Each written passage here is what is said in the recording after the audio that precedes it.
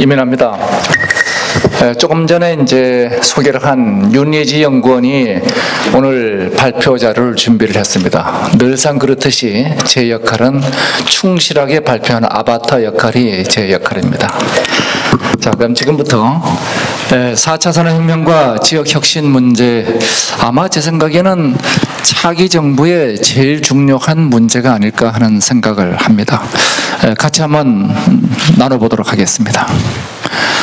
우선 그 지역혁신 문제를 우리가 세 축에서 볼 필요가 있는 것 같습니다. 하나가 권한, 즉 지방분권이라는 권한의 축과, 두 번째는 돈의 문제죠. 재정분권. 그리고 세 번째는 산업분권. 이 세 가지가 모여서 지역혁신을 만든다는 측면에서, 자, 그러면 이 지역혁신 문제를 우리가 국가 발전 단계하고 비교해 보면은 크게 봐서 3만 불선이 굉장히 중요한 축인 것 같습니다. 한국이 지금 10몇 년째를 그 3만 불선을 못 넘고 있는데, 3만 불 이전의 국가 발전의 핵심 경쟁 동력은 경쟁과 효율인 것 같습니다. 거기에 반해서 3만 불을 넘어서는 국가의 경쟁 동력은 혁신과 신뢰로 완전히 다른 방정식을 가지죠. 바로 이것이 우리가 지금까지 한강의 기적을 일으킨 추격 전략에서 선도 전략으로 넘어가는 탈추격 전략의 핵심이다. 자, 그렇다면 이 탈추격 전략을 우리가 나눠보면 이렇게 나눠볼 수 있을 것 같아요. 탈추격 전략은 우리가 대기업, 기업 구조에서도 대기업의 가불 구조에서 대중소기업의 수평 생태계, 그리고 정치 구조에서도 집중해서 분산으로, 또한 우리가 사회 구조에서도 불패의 효율에서 혁신의 필승으로, 자, 이러한 단계에서 행정 문제를 보면 이제 중앙 집권의 효율에서 지방 분권의 혁신으로 간다. 즉 국가 전체를 놓고 봐가지고는 추격형 효율에서 탈추격의 혁신으로 전환한다. 이것이 국가 발전 단계에서 꼭 필요한 문제가 아닌가 봅니다. 자, 그럼 이런 문제에서 첫 번째 지방 분권 문제를 보죠. 라이트 교수가 쓴 논문에 의할 것 같으면은 국가의 발전 단계를 보면은 포괄 권위형 수직 구조에서 이제 분리 권위형 구조를 거쳐서 지금은 거버넌스와 네트워크 이론, 이제는 사회 전체가 이제 네트워크 형태로 발달하기 때문에 상호 의존적인 중적 권위형으로 가고 있다. 이렇게 얘기를 하고 있습니다. 이러한 관점에서 저희들이 전 세계의 인류국가, 연방국가와 단일국가를 한번 살펴봤습니다. 자, 연방국가는 그러면 어떤 구조를 갖고 있는가? 말할 것도 없이 연방국가들은 당연히 강력한 지방분권 구조, 일부 국가는 자기들 스스로가 재정, 조세권, 입법권까지 다 보유를 하고 있죠. 한편 우리가 단일국가는 그런 지방분권이 약하지 않을까? 전혀 그렇지 않다는 것이, 인류 국가들은 대부분 단일 국가에서도 강력한 지방분권화하고 있다는 겁니다. 자, 그러면 이러한 단일 국가의 지방분권화 과정에서 또 굉장히 중요한 현상들이 벌어지는 걸 보면은, 프랑스의 경우 중앙 집권을 해보니까 굉장히 비효율이 강화되니까 이 비효율을 줄이기 위해서 조직을 분권화시키죠. 자, 네덜란드는 경제 위기로, 그리고 일본은 국토 균형 발전 전략을 중앙정부 중심으로 추진을 해봐도 성과가 안 나와요. 따라서 이게 중앙정부 중심의 국토 균형 발전이 아니라 지방 분권을 통해서 하자. 그래서 포괄이양법을 만들게 되죠. 자, 이와 같이 우리가 국가 위기를 전부 다가 소위 단일 국가 경우에도 지방 분권으로 해결을 해왔다. 그럼 대한민국도 지금 굉장한 국가 위기를 해결할 수 있는 중요한 돌파구가 어디 있겠는가? 그것이 바로 지방 분권에 있다는 겁니다. 자, 그렇다면 대한민국은 지금까지 뭐 했느냐? 우리는 해방 이후 국가가 만들어질 때부터 지방자치를 실시를 했죠. 그러다가 군사정부가 들어가면서 우리 한강의 기적을 이룩하는 단계에서 지방자치는 추격경제 효율에 적합하지 않다 이렇게 판단하고 지방자치를 폐지하고 다시 우리 87 헌법에 의해서 88년부터 지방자치가 재실시되는데 이 지방자치가 현재 발전하고 있느냐? 실제 재정 자립도나 자주도는 계속 후퇴를 하고 있습니다. 자, 그렇다면은 지금 대한민국의 이러한 발전 단계를 현재 에지지를 놓고 보면 이렇습니다. 우리 단계는 행정계층과 자치계층으로 나눠져 있는데 전체가 짧게는 3계층, 길게는 5계층으로 나눠져 있죠. 자, 이게 나눠 있다 보니까 이러한 계층 문제로 인해 가지고 비효율, 계층 간의 거래 비용이 많이 발생합니다. 뭐 그냥 쉽게 얘기해서 문서가 하나 가가지고 결제받아서 통과되고 시간이 걸리고 돈이 들죠. 거기다 수직 행정 구조가 되어 있으면서 권한과 책임이 매치가 되지 않습니다. 권한 책임도 매치 안 되고 과도한 통제와 감독으로 인해 가지고 우리 대한민국의 불패 전략입니다. 잘못되는 거 없어야 되니까. 그래서 혁신이 저하되고 있죠.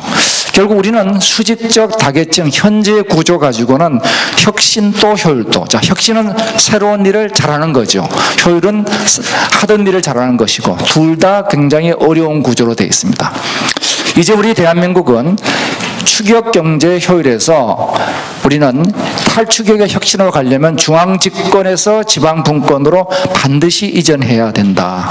이러한 이전에 관한 문제들을 우리보다 먼저 열심히 연구한 데가 2009년도에 리스본 조약에 의해서 EU가 만든 세 가지 원칙이 있죠. 첫 번째가 보충의 원칙. 어디까지나 중앙은 지방을 보완하는 역할이다. 두 번째, 위임한 범위 내에서 그것도 목표 성취를 위한 필요한 정도를 벗어나지 말라. 이 EU의 3대 원칙들이 있습니다.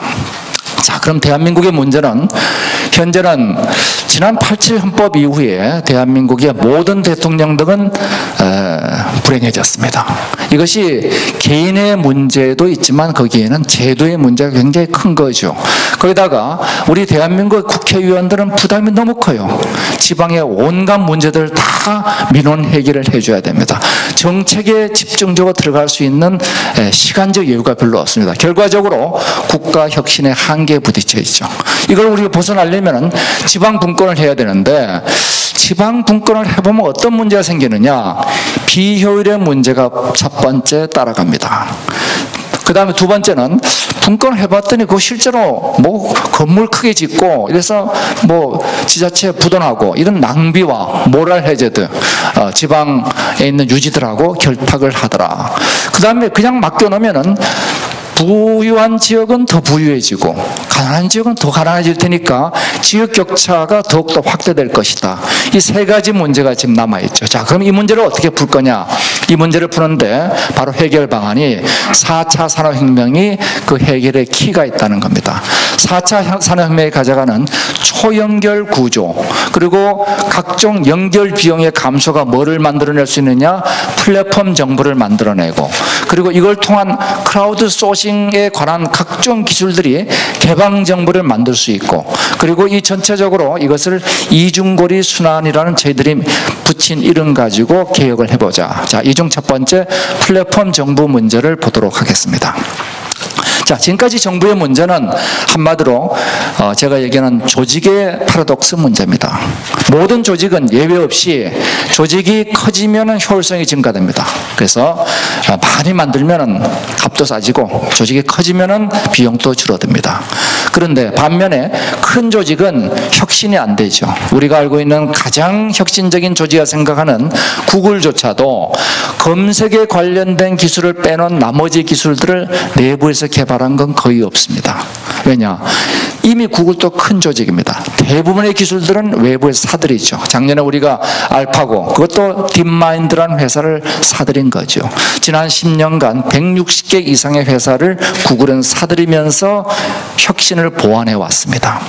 자, 그렇다면은 이 하던 거를 잘하는 효율과 새로운 걸 잘하는 혁신 둘 다 잘하는 방법이 있겠는가? 없다는 거죠. 그래서 국가가 똑같이 기업과 똑같이 남들을 쫓아가는 전략에서는 효율이 중요하죠. 남들이 하던 걸 따라가야 되니까. 이때는 중앙 집권이 유력한 전략이 됩니다. 우리가 1961년도에 지방자치를 폐지한 것은 그런 측면에서 굉장히 합리성이 있다고 봐야 될 겁니다. 그런데 이제는 경쟁을 통한 혁신을 해야 되는 단계에서는 지방 분권이 안 돼 있으면 큰 조직은 혁신이 안 되게 돼 있습니다. 자, 그렇다면 이 문제는 결국 뭐냐? 지방 분권의 문제는 혁신의 패러독스 문제에 하나에 지나지 않는다는 겁니다. 이 혁신의 패러독스 문제는 이미 벤처와 대기업에 관한 문제, 많은 조직의 문제에서 토의되어 왔습니다.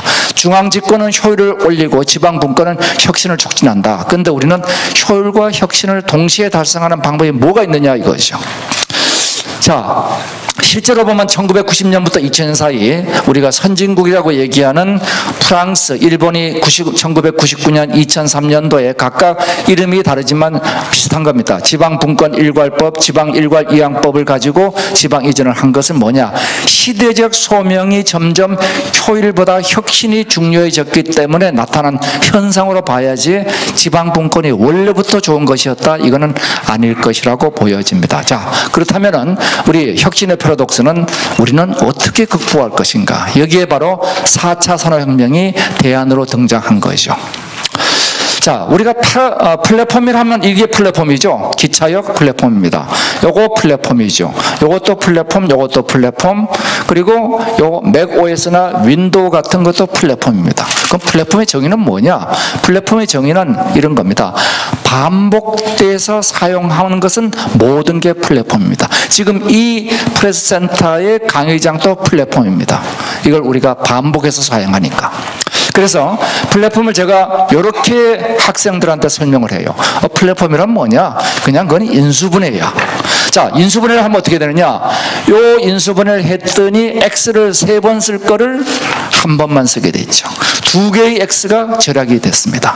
자, 그럼 2개의 X가 절약된 만큼 국가는 비용을 줄였네요. 이 플랫폼을 통해서 우리는 공통되는 역량은 공유하고 다 각각 다른 부분만 가지고 활동하면 되겠구나. 이러니까 우리가 새로운 비행기 노선을 만드는 것도 쉬워지게 되죠. 자, 이런 플랫폼이 바로 이제는 뭐가 되느냐?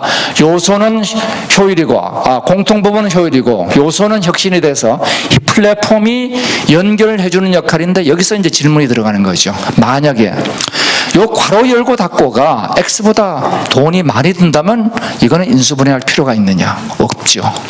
그런데 과거에는 4차 산업혁명이 제대로 도래하기 전까지는 연결 비용이 비쌌습니다. IoT 이런 거 소위 공해 문제 제대로 측정하기 어려웠죠.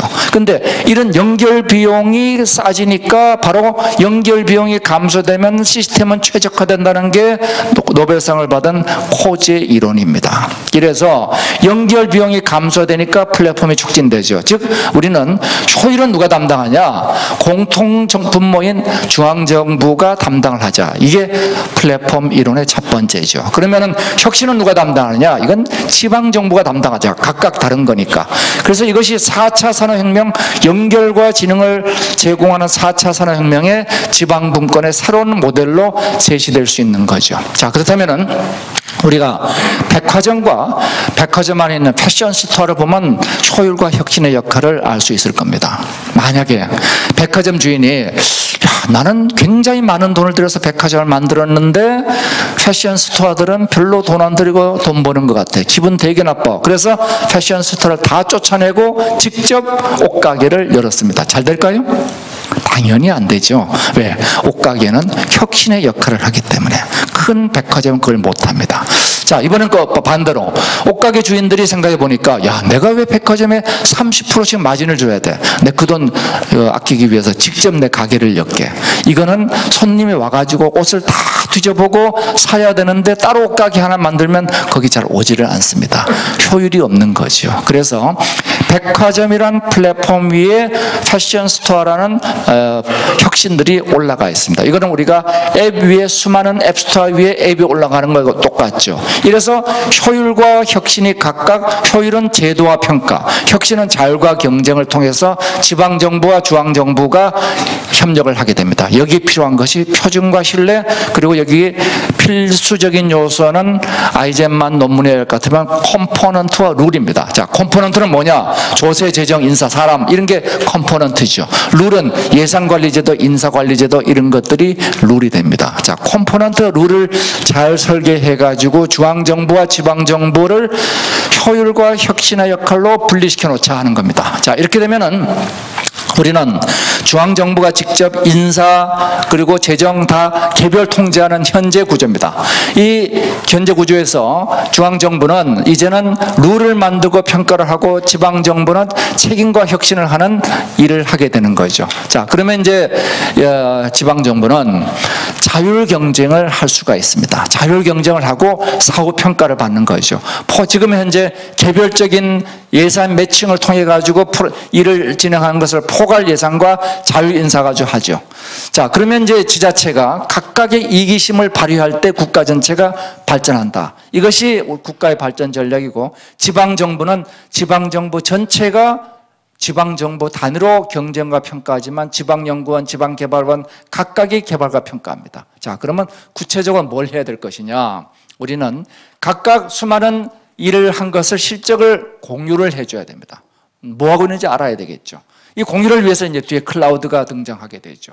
그리고 이것을 서로 공유할 수 있는 장이, 포럼, 세미나들이 열리고 이것을 상호 평가하고 그리고 평가 후 인센티브가 주어져야지 또 하는 재미가 있죠. 이 게임입니다. 그리고 좋은 결과는 베스트 프랙티스로 수원에서 성공한 사례는 전국으로 전파된다. 이걸 통해서 국가가 발전하는 거죠. 그러면 거기 중심되는 역할을 할 게 있어야 되겠죠. 물론 KD의 대학원이 박진 교수님이 잘 하고 계시지만은 여기는 국가 전체, 지역하고는 서로 이해관계가 서로 다르게 됩니다. 그래서 지역정책대학원, 요 R은 당연히 regional이란 뜻인 거 아실 거로 생각하고요. KDI에 R을 하나 붙여가지고 정책대학원, 지역정책대학원 대학을 설립하면은 지방에 있는 인재들끼리 서로가 교류하면서 협력하고 발전할 수 있는 근간이 되겠죠.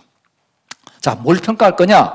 기본적으로 국가는 성장과 복지 두 축이죠. 그래서 경제와 사회 두 축인데 이 성장의 축은 이거죠. GRDP의 성장률하고 산업의 성장률. 그리고 여기 창업이 얼마나 이루어지고 제도가 어떻게 개선되고 생태계가 어떻게 개선되고 한마디로 산업계로부터 평가를 받아야 되겠죠. 반면에 이 복지 역량은 사회안전망, 일자리, 주민 만족도, 절대빈곤, 실업률 등 주민들의 만족도로 평가될 수 있을 겁니다. 이 두 축으로 평가를 우리가 할 수 있는 시스템을 만들면 될 것이다 보여집니다. 그래서 총체적으로 저희들이 이 네 가지를 플랫폼 정부의 프로젝트로 제시를 합니다. 첫 번째가 뭐냐면은 포괄적으로 이양하자는 겁니다. 사람 이양하고 돈 이양하자. 지금은 우리가 전부 다가 설치 기준 가지고 통제하고 있고 세부 항목 매칭하고 있는 거 이거 일괄적으로 이전하라. 그 다음에 정부가, 중앙정부가 지방에 두고 있는 각종 기관들이 많습니다. 노동청, 중기청, 환경청 전부 다 이것은 보충의 원칙에 입각해서 전부 다 지방으로 일괄적으로 이전시키라 하는 겁니다. 그러고 나서 이전만 하면 어떻게 되냐? 분리되고 나서 그 다음에 협력하지 않으면 안 됩니다. 분리 이후에 협력을 해야 되니까 협력을 위한 클라우드 센터와 업무 표준화를 해야 되고 그 다음에 자율 경쟁을 하라는 얘기입니다. 요 4단계가 이루어지면은 이제는 플랫폼 정부로서 대한민국은 새로운 발전 단계에 들어설 것이고 이젠 정부가 이렇게 지방에 일괄적으로 똑같은 중소기업 정책을 전파하는 것이 아니라 중소기업 정책에 대해서 각 지역 간 경쟁과 협력을 통해서 베스트 프랙티스로 혁신이 전파되는 과정을 거쳐서 국가가 발전한다는 것이죠. 자, 플랫폼 정부에 이어서 우리는 개방 정부 문제도 다뤄야 됩니다. 자, 사람 움직이는 힘은 위로부터 이제 통제가 사라지면 그 다음에 수평 경쟁이 들어가죠. 자, 수평 경쟁에 하나 빠진 부분이 있습니다. 그게 뭐냐면은 아래로부터의 감시, 감독, 모니터링입니다. 이 크라우드 소싱으로 개방을 해서 사실은 많은 지방자치의 문제가 지방토 세력과의 결탁에 있습니다. 이것을 어떻게 해결할 것이냐? 주민 참여밖에 없죠. 그래서 이 정책 배심원제도, 청원제, 소환제 지금도 있는 이 제도들이 이제는 온라인 플랫폼에 의해서 굉장히 강화되어 줘야 되겠다. 실제 2009년도에 가디언지가 한 겁니다. 45만 건의 영국 국회에서 쓴 돈 영수증을 가지고 그거를 시민들한테 공개해서 이 플랫폼을 만들었어요. 자, 시민들이 이거 보고 4단계로 보고 평가를 해라. 그랬더니 22만 건에서 야, 이거 문제구나 나와가지고 사임, 해임, 실형 선고, 정기 은퇴까지 이어지게 됐고, 이 결과가 어디로 갔느냐? 독립의회 윤리기관을 만들게 되었죠. 바로 이런 것들이 소위 밑으로부터의 개방입니다. 이 모든 것이 전문가에 의해서 독점되는 시스템들은 그 내부에서 마피아 조직들이 꼭 생기게 돼 있죠. 그래서 일반인들이 꼭 참여하는 구조가 돼야 되겠다. 자, 그러면 이제 정체적으로 봐가지고 현재 이 구조를 바꿔나가는데 하나 필요한 것이 신뢰 기술, 블록체인 기술에 의한 혁명이 필요합니다. 자세한 설명은 제가 생략하고 이 블록체인은 또 설명하면 더 어려워지니까 넘어가도록 하겠습니다. 자, 그 다음 문제는 이러한 우리가 플랫폼 정부, 개방 정부를 구축하면 문제가 해결되느냐? 아니죠. 제일 중요한 건 첫 번째입니다. 경제적 요인. 이게 로버트 구르가 얘기한 이 소위 재정분권이 없이면 안 된다는 거죠. 자, 재정분권 문제를 현재 보면 이렇습니다. 지난 2002년부터 지금까지 재정 자립도가 우리가 증가됐느냐? 놀랍게도 10% 정도 떨어졌습니다. 62% 수준에서 52% 수준으로 지방의 재정 자립도는 증가하고 있는 게 아니라 감소하고 있습니다. 그리고 스스로 돈을 쓸 수 있는 권한, 재정 자주도도 떨어지고 있는데 실제 재정 자주도는 이거보다 더 떨어져 있습니다. 왜냐하면 개별 매칭 예산을 하고 있기 때문에 더 떨어져 있죠. 그래서 실제로 지금은 지방 정부는 자율권이 별로 없다. 이게 아마 현실적인 얘기가 될 겁니다. 자, 이 문제를 보면 우리가 소위 지방 세수 문제가 우선 제일 문제죠. 돈이 없으면 자율이 없는 거죠. 자, 우리가 지방 세수가 22%, 흔히 우리가 2할대 정부라고 얘기를 하고 있죠. 자, 2할대인데 주요 국가들을 보면 스웨덴은 오히려 지방 재정이 더 많지, 57%니까 이 대부분 주요 국가들은 40%대가 있습니다. 지방 정부의 비중이 5.3%밖에 안 되는 OECD 국가가 있어요. 어딘가 보면은 그리스입니다. 우리가 그리스처럼 되면 안 되겠죠. 거기다가 소위 지역 격차는 우리가 혁신 도시부터 많은 일을 했음에도 불구하고 지역 격차는 확대되고 있습니다. 지금 울산과 대구의 GRDP는 3배 차이까지 벌어져 있죠. 물론 소비는 여기까지 크지 않습니다만 여하튼 지역 격차는 매년 확대되고 있어서 우리가 GRDP의 진위 개수는 OECD 최하위권에 속하고 있다. 더 나빠지고 있다는 거죠. 자, 이걸 어떻게 개선할 것이냐. 자, 우리 문제는 지금 다른 나라를 잠깐 보면은 주요 국가들은 미국 그리고 일본, 스웨덴, 특히 일본은 우리하고 가장 비슷한 국가인데 지방정부 비중이 증가되고 있고 특히 지방특별법인서를 분리해서 격차를 해소하고 있다. 자, 우리 여기에 대해서 우리는 어떠냐 놓고 보면은 자, 오스트리아, 참 체코, 독일 등은 법인세가 공유돼서 수평적 재정 조정을 추구하고 있죠. 제가 옛날에 오스트리아 회사를 만들었어요. 그 회사를 나중에 1억 유로에 제너럴 일렉트릭에 팔았는데 그 회사 만들 때 얘기입니다. 실제 오스트리아 주마다 저한테 뭘 오퍼하느냐, 우리 지역에 공장을 만들면 세금을 깎아줄게. 예. 이게 전부 다 지역에서 그렇게 활용해서 기업을 유치하고 있죠. 자, 우리를 놓고 보면 우리는 기업이 그렇게 지방정부들이 기업 유치하려고 열심히 하는가? 안 합니다. 몇몇 지역을 빼놓고는 안 합니다. 근데 뭐는 열심히 하는가? 담배는 열심히 팔아요. 예, 기초단체에서 담배세가 자기 세니까 저거는 굉장히 열심히 파는데 기업 유치는 안 합니다. 오히려 기업 유치하면 지방 재정이 악화된다고 더 안 하려고 그래요. 자, 그러면 도대체 이 문제가 왜 그러냐? 나한테 들어오는 게 없어요. 우리가 10% 그러니까 한국의 조세 제도를 보면은 재산세, 소위 ability to pay, 응능세의 원칙은 전부 다 국세로 돼 있고 기본적으로. 그 다음에 베네핏에 대해서 주는 응익 원칙의 세금들, 재산세 같은 것들은 전부 다 지방세로 되어 있죠. 소득세는 국세, 법인세 국세, 재산세는 지방세. 자, 이것이 우리 한국의 현재 조세의 원칙으로 되어 있습니다. 과연 그걸 그래야 될 것인가? 자, 우리 조세의 목표가 뭐냐 보면 이거죠. 국가, 지방, 산업, 국민들의 발전이 선순환되는 겁니다. 근데 지금 지방자치단체들은 기업 유치는 안 하고 담배만 열심히 팔아요. 왜 이런 일이 생기느냐? 그게 자기 이익 때문에 그렇죠. 그래서 현재 기업 발전에서 특히 중소기업은 지방자치단체가 굉장히 중요한 역할을 합니다. 이 법인세를 지방세화하면 세 가지 이점이 있습니다. 첫 번째가 지방재정 자립이란 중요한 문제가 돌파됩니다. 두 번째가 산업발전이 촉진됩니다. 중앙정부가 먼 데서 어떻게 중소기업까지 다 챙길 거예요? 지방자치단체가 챙겨야죠. 그리고 국가 발전이 당연히 이룩되는 거죠. 실제 파주 LCD 단지의 경우 열심히 경기도가 유치를 했는데 나중에 놓고 보니까 경기도에 들어가는 세금이 빨간 겁니다. 거의 없어요. 그러니까 이제 야, 이거 내가 앞으로 열심히 할 이유가 별로 없구나 하고 학습 효과가 생겨버린 거죠. 자, 이런 상태에서 우리가 지방이 열심히 기업을 만들 수가 없죠. 그럼 어떻게 해야 될 것이냐? 우리 중소기업이나 벤처기업은 지방의 역할이 크니까 법인세의 절반은 지방세로 주자는 겁니다. 법인세의 절반. 하여튼 법인세의 절반은 지방에 주되 중소기업과 벤처기업의 법인세는 그 지역으로 귀속되고 대기업은 이게 한 지역에 속한다고 그럴 수 없기 때문에 공통 지방세로 가져가자. 이것은 그래서 지역 간의 불균형을 해소하는 데 쓰자는 겁니다. 자, 그러면은 이를 통해서 우리가 얻을 수 있는 건 뭐냐? 지금 우리가 지방세 비중 2할 때 국가에서 3할 때 타자로 바뀔 수가 있습니다. 물론 이걸 통해서 우리가 27% 정도니까 아직 3할 때는 못 들어가지만 법인세 지방세화 이후에 소득세 일부 지방세 비중을 높이게 되면 30%대 돌입이 가능해집니다. 재정 자립도도 올라가고 지방세 교부금이 50% 감소하게 되죠. 교부금이 감소한다는 것은 지방의 자율권이 증가한다는 얘기하고 같은 얘기가 되죠. 그래서 우리는 성장과 분배 두 가지 축이 순환되는데 이 조정, 지역 간의 조정을 우리가 대기업 법인세로 하자는 겁니다. 지금 대한민국은 균형 발전을 위해서 뭘 하느냐? 앞서 나가는 지역의 바짓가랑을 잡아당기고 있습니다. 즉 뭐냐 그러면은 우리가 수도권 억제 정책이 계속되고 있습니다. 실제로 규제 프리존 특별법만 하더라도 그에 해당되는 일본의 법에서는 당연히 대기업 지역이 대도시 지역이 포함됩니다. 우리는 수도권 지역이 다 빠져 있습니다. 과연 그래서 우리가 세계 무대 나가서 이길 수 있는가 어려운 얘기죠.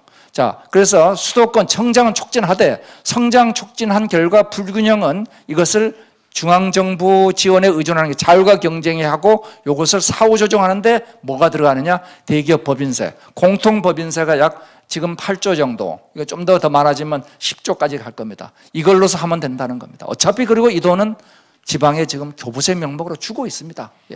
그러니까 따로따로 통제해서 주는 것을 포괄적으로 준과 동시에 이걸 통해서 지역 산업 발전까지 일거삼득을 할 수 있는 대안이 될 수 있겠죠.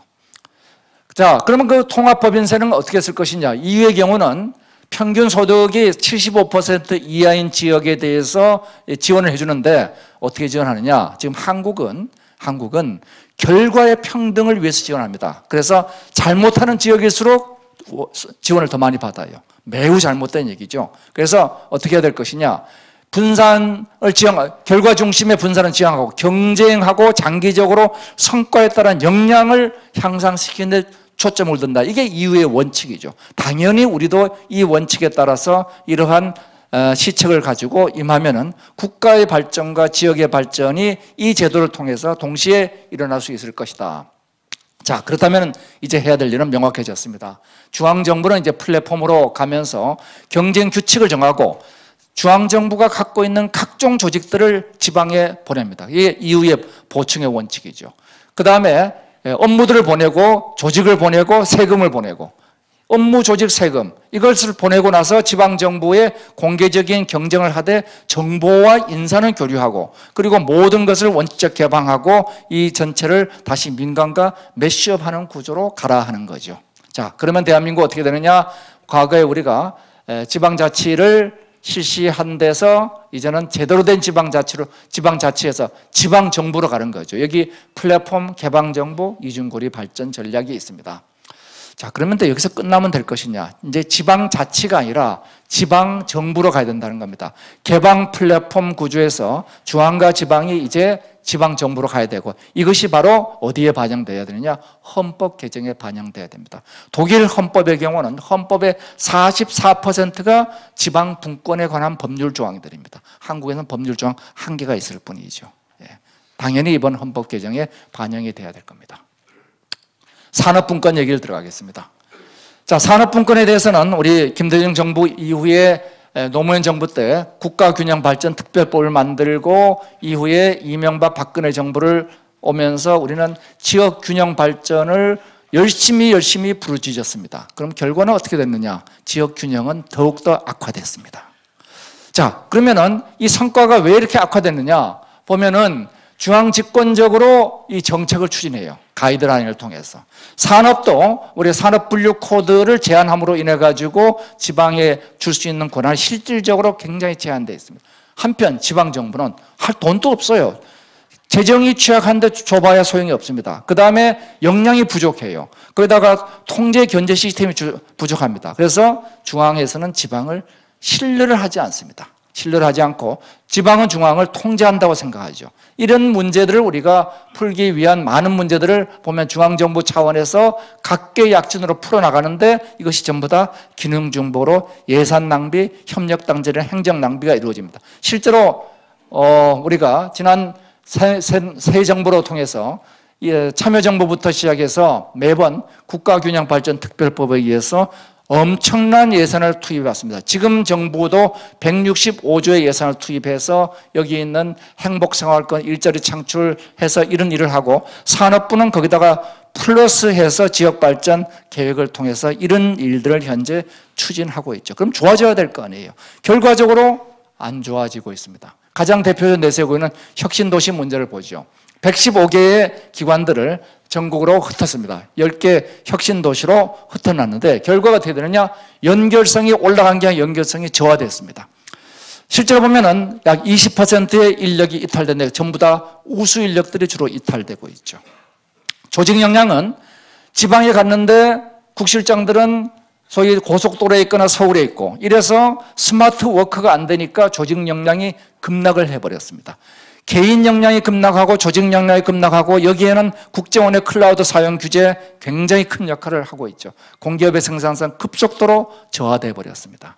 조직 외부에서도 사랑장 클러스터가 안 만들어져 있고 원도심 공동화, 그 다음에 문화 인프라 부족 이런 문제들이 있습니다. 자, 이유에서 이 혁신 클러스터가 어떤 국가의 발전에 영향을 미치냐. 요 식인데요. 리그레션에 보면은 여기 마이너스의 X가 들어있어요. 이건 무슨 얘기냐? 일정 규모, 인계량을 넘어서면 급속히 좋아진다는 걸 의미하고 있습니다. 그래서 도시 발전 초기에 보면 도시의 네거티브 효과가 크지만 그것을 어느 정도 넘어서면 이제는 국가 발전의 주역은 누구냐? 대도시가 주역이 되고 있다는 겁니다. 자, 그래서 이 에드워드 글레이저가 도시의 승리에서 한 얘기죠. 10% 인구가 늘어날 때 소득은 30% 올라가고 인위적 분산은 국가 경쟁력을 하락시킨다. 자, 그래서 데보라 잭슨이 이제는 뭐가 필요하느냐? 혁신과 산업 클러스터 두 개가 연결되어 줘야 되죠. 이 소위 혁신 경제와 산업 경제가 이제는 이와 같이 연결되면서 발전을 하는데 대한민국은 주로 이 산업 경제에 최적화되어 있습니다. 심지어 혁신 클러스터도 산업 경제 입장에서 접근하고 있죠. 여기는 효율과 보안이 중요해요. 여기는 돈 버는 일이 중요합니다. 여기는 돈이 들어가요, 혁신은. 그런데 여기는 혁신과 개방입니다. 개방을 우리가 거의 안 하고 있어요. 심지어는 대부분 클러스터도 이 개방이 안 돼 있습니다. 제가 1998년도에 전국의 혁신 클러스터 형성을 위해서 했던 프로젝트들입니다. 실험실에서 10,000개를 창업하고 이들이 280개 창업보육센터를 통해서 테크노파크를 거쳐서 벤처빌딩으로 발전을 하자. 이 전체가 어떻게 연결되어 있었느냐? 테크노파크가 BI하고 긴밀하게 연결되어 있고 BI가 실험실 창업과 연결된 구조로 만들었습니다. 상호 연결되게. 그런데 지금 어떻게 되느냐? 여기는 미래부, 교육부, 경기청, 산업부가 되다 보니까 각각 자기의 영역 다툼에 의해서 서로 상호 관계는 완전히 지금 단절돼 버렸습니다. 자, 이게 단절되는데 여기서 혁신이 일어날 수 있느냐? 어려운 얘기죠. 그래서 지금 문제는 뭐냐면 혁신을 촉진하기 위해서는 클라우드 공유가 절대적으로 필요합니다. 그런데 동시에 우리는 뭐가 필요하냐 그러면은 연결을 저해하는 요인들인데 규제 말고 부처 간의 장벽이 굉장히 중요한 연결 저해 요인들입니다. 그래서 부처 간의 부처 이기주의, 예를 들어서 미래부 사업의 결과를 산업부가 지원한 사례가 몇 개나 있느냐? 이 두 손이면 딱 됩니다. 더 이상 없습니다. 그래서 이런 문제들이 결국 특정 부처 예속된 기관들, 이 산하기관들이 철폐를 해줘야 됩니다. 특정 부처가 예속되는 순간 거기서부터 단절이 일어나기 시작합니다. 여기서부터 여러 부처에 만들어야 되고 부처 간 사일로를 없애야 될 것이다. 그래서 산업계와 연결 역량을 가져야 된다. 자, 그러면 이걸 어떻게 해야 될 거냐? 첫 번째, 정보가 만나야 됩니다. 지금 정보가 이렇게 현실과 가상세계 사이에 원활하게 유통되는 게 4차 산업혁명인데 여기를 우리가 수집을 막고 저장을 막고 융합을 막고 있습니다. 그래서 이걸 막기 위해서는 우리는 뭘 해야 되느냐? 클라우드 우선의 업무 공유가 너무 중요합니다. 4차 산업혁명은 빅데이터를 클라우드에 공유하지 않고는 시작조차 할 수가 없어요. 4차 산업혁명은 한마디로 클라우드 빅데이터 전쟁입니다. 그런데 우리는 이 클라우드를 사용 못하게 하고 있어요. 그런데 만약에 클라우드를 사용하게 되면 이제는 혁신 도시들이 그 지역을 넘어서 국가 전체와 연결됨과 동시에 이 능력이 갖춰지면 글로벌화가 촉진될 수도 있습니다. 그래서 제가 이거를 전화위복의 계기로 삼을 수도 있다. 그리고 이러한 데이터 개방을 통해서 지역 혁신 도시로 간 공기업들이 지역 기업들하고 협력할 수 있는 개방 플랫폼으로 만들 수 있다는 거죠. 그래서 시간과 공간의 한계가 없어야 되겠다. 실제로 보면은 테크시티, 영국의 테크시티가 큰 성공을 거뒀죠. 이 큰 성공을 거둔 테크시티의 핵심을 보면 산학, 금공, 그 금융과 공공이 합쳐져 있는데 이들이 어디에 있느냐? 도시에 있습니다. 이 큰 핵심이 도시에 있다는 거죠. 죄송합니다. 그래서 도시에 있는 이 내부 투자와 도시의 문제 해결형 정책과 적극적인 홍보, 이것이 테크시티의 장점이었다. 자, 그다음 인간의 만남이 중요합니다. 내 얼굴을 만나야 되고, 그리고 의외성, 그 다음에 쾌적성, 그리고 브레인 서큘레이션이 있어야 되는데 리차드 플로리다가 얘기한 3T가 중요하죠. 톨러런스까지 얘기한 3T가 중요합니다. 노벨상을 받은 폴 러머가 얘기하는 거죠.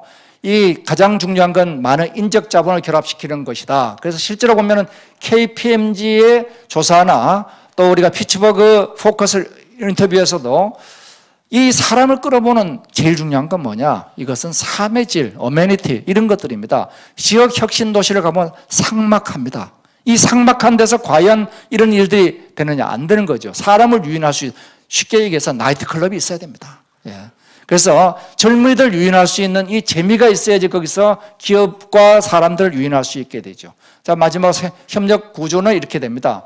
협력 구조가 만들어져야 되는데 이런 협력 구조를 위해서 독일이 한 사례죠. 실제로 독일이 이래가지고 기업 간 협력을 한 구체적인 사례가 비션 파브릭, 독일의 기업 협의체입니다. 기업 협의체가 운터 메트롬, 이게 아마 스타트업인 것 같아요, 독일어로. 이래서 혁신 기업가 센터하고 기업 협회가 협력을 해가지고 뭘 하느냐?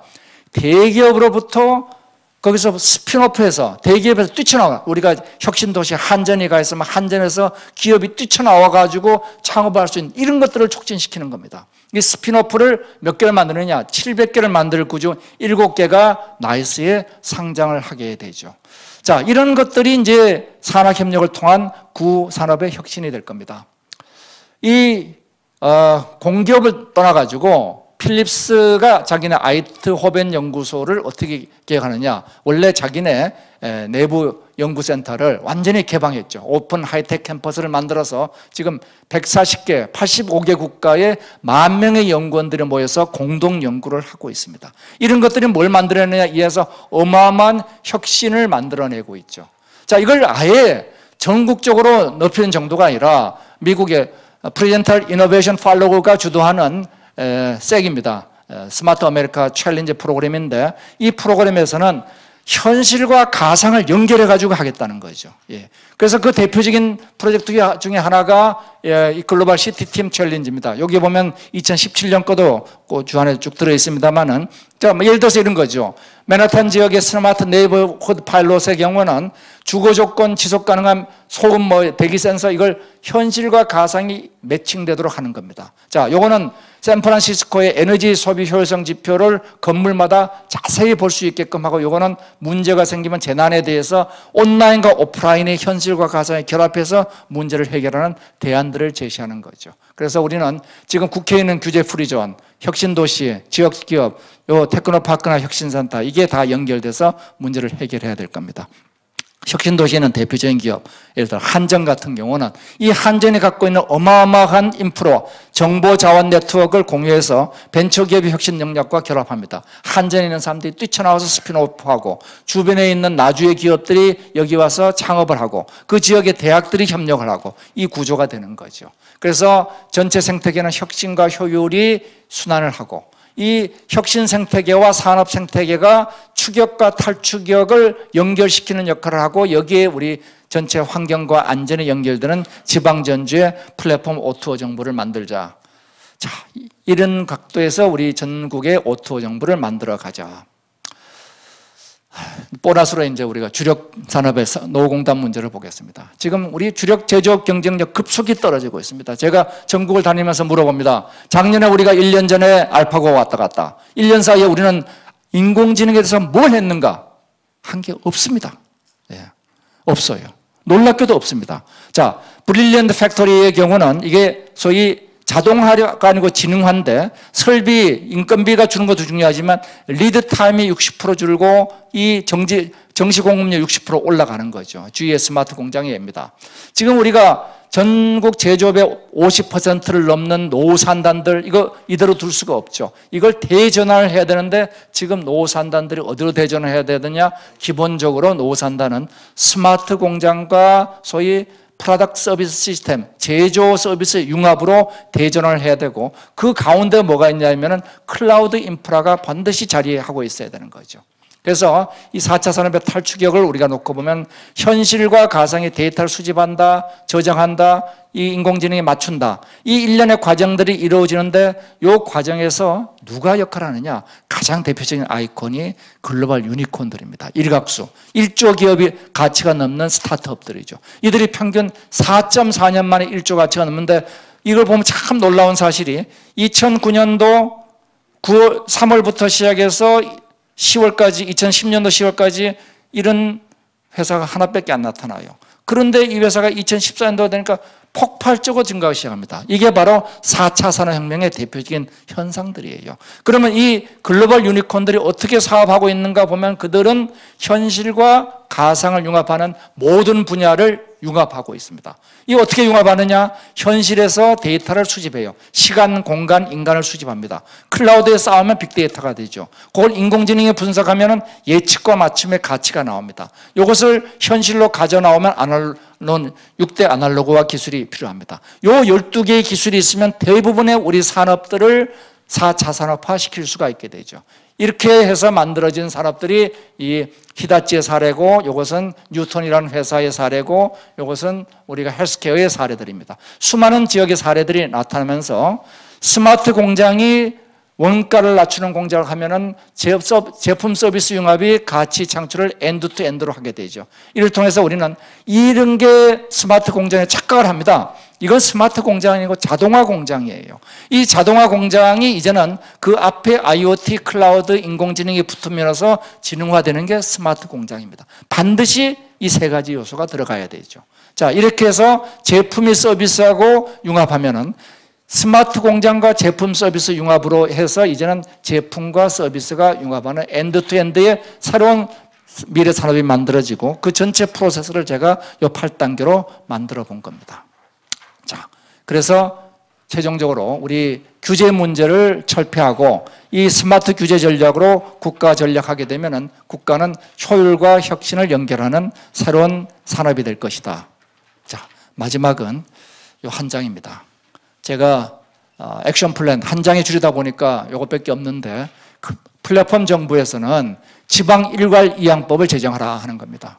그 다음에 클라우드를 무조건 우선화시켜라. 그리고 지방 정책 대학원 대학을 설립해라. 법인세 재정분권에서는 법인세 50%를 지방세화하고 대기업 법인세는 공통 재원화시켜라. 그리고 블록체인으로 시민정부를 구축해라. 혁신 쪽에서는 정보, 사람, 산학연의 온오프 연결 플랫폼을 구축하고 공기업의 플랫폼화와 혁신센터와 규제 프리즘을 재편하고 클라우드 기반의 스마트 공장과 PSS, 마지막으로 4차 산업화 프로세스 도입해서 한국의 K-유니콘, 글로벌 유니콘이 아니고 K-유니콘을 만들자.